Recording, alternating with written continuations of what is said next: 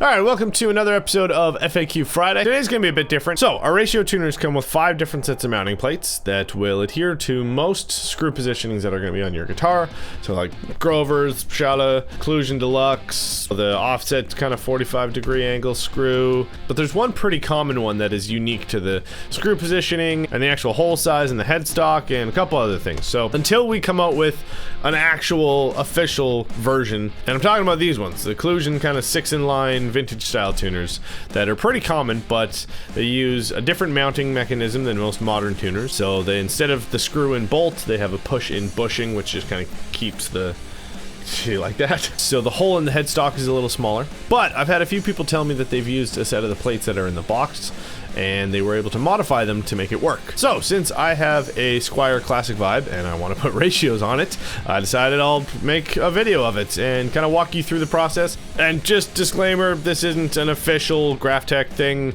This is just a method that I wanted to try out myself, so we're not responsible if you light your guitar on fire trying to do this. So this is my Squier Classic Vibe, the 50s version. Did some spray painting to it to make it look cooler. Mine's the lefty one, but all of these things will apply to the right-handed one, just reversed.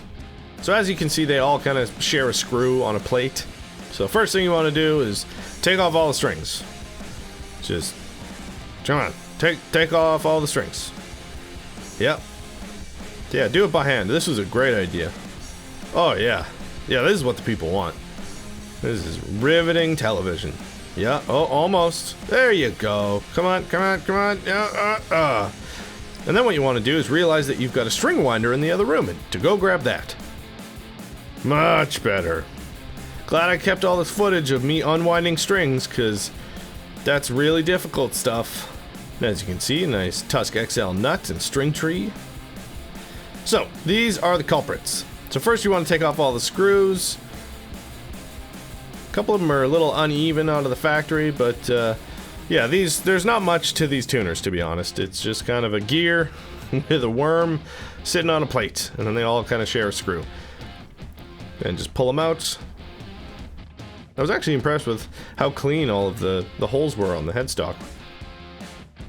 Make sure to clean out the holes. So now you've got a bunch of old tuners that you can, I don't know, you can use them as caltrops for your ninja cosplay. And bam, ratio tuners. Multi-geared, precise, predictable, fast. These are the PRL 8731, the LC0, so they're the chrome, locking, left-handed, classic, button style. Same version would just be the -C0 for the right-handed version. So what you want to do is go underneath the tuners, and there's going to be a bag of plates. These are all the mounting plates that come in every set of tuners.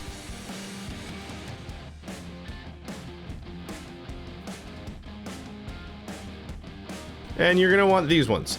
These ones are for kind of Gibson Occlusion Deluxe style ones. So there's 2 different kinds of tuners that are on these guitars. There's the 2 end ones, which have the top bit here, and there are 4 of the center ones. For the 2 end ones, you'll need to cut one side off, and then for the 4 center ones, you'll need to cut both sides off of the plates. So you want to line up the screw holes, and then just score with an X-Acto knife, or mark with a Sharpie or a pen or something where you want to be cutting. Line them up like that. Score a couple sides. Don't cut your fingers, it's really hard to play guitar after that. And these ones fit up perfectly with the hole, and they mimic the aesthetics of them as well.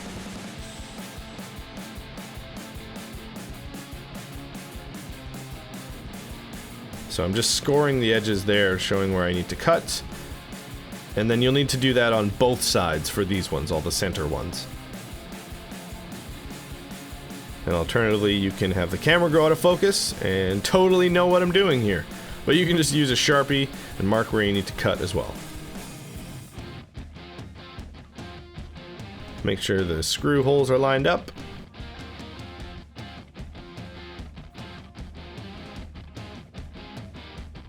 And for this method, I'm just going to use a vise.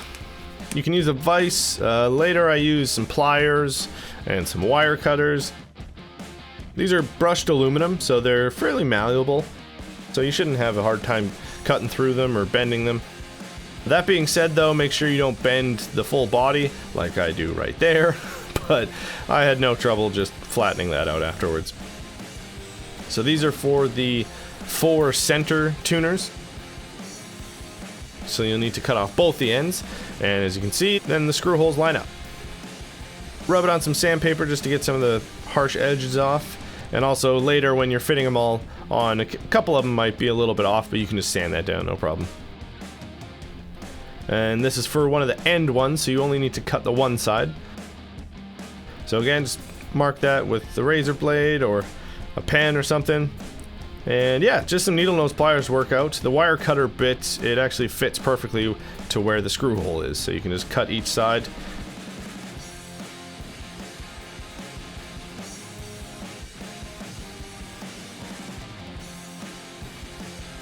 And just sand that with some sandpaper again. And bam! Screw holes match.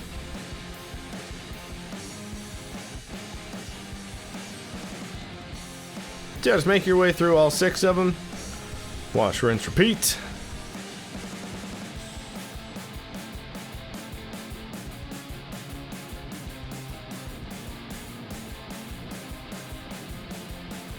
Alright, step 1 is done. So now you've got the plates that will work with all the screw positionings on there.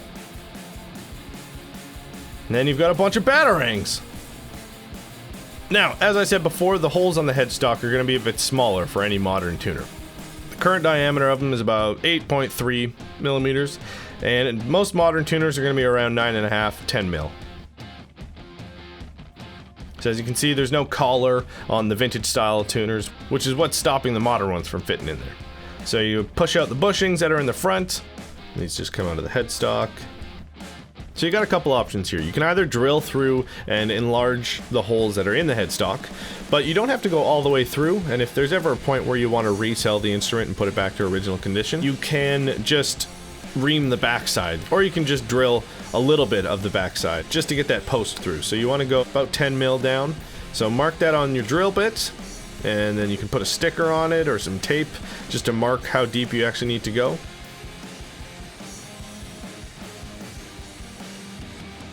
So I'm just going to widen the entire hole in the headstock because I never want to go back to a different tuner.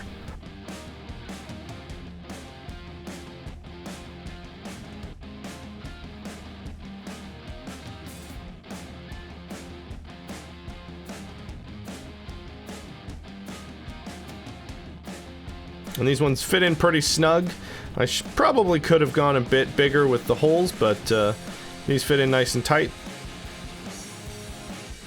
Once they're all on, you can just put the hardware that comes in the box on there and then tighten it up so that they're not falling off or anything.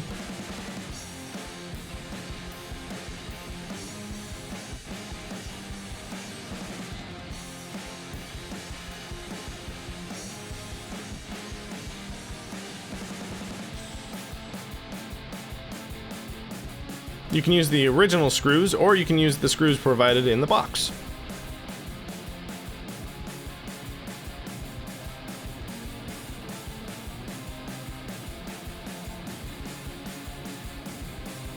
Boom! Tuners!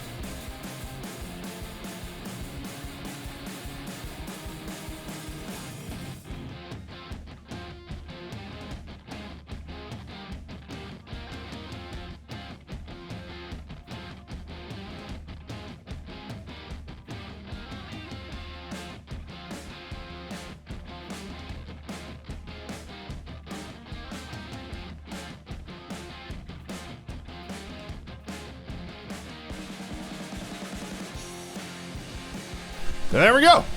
Now they're on there. I'm already actually noticing a bit more sustain. Seems a bit louder just even unplugged. But yeah, then they fit on. Now I've got locking tuners, ratio tuners on my Strat, and they're awesome. So hopefully that helps if you've been wanting to upgrade the vintage style tuners to something a lot more modern and use the best tuners that were ever invented. I mean, I'm not biased or anything.